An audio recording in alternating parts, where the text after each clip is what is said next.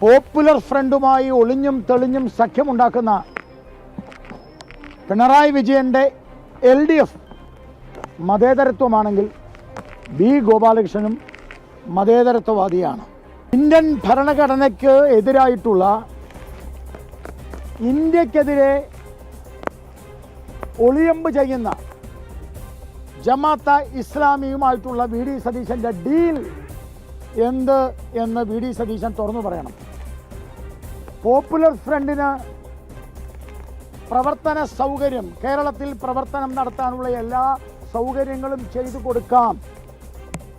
ജമാഅത്തെ ഇസ്ലാമിക്ക് അവരുടെ പ്രവർത്തനം നടത്താനുള്ള എല്ലാ സൗകര്യം ചെയ്തു കൊടുക്കാം എന്നതാണ് പിണറായി വിജയനും വി.ഡി. സതീശനും ജമാഅത്തെ ഇസ്ലാമിയുമായിട്ടും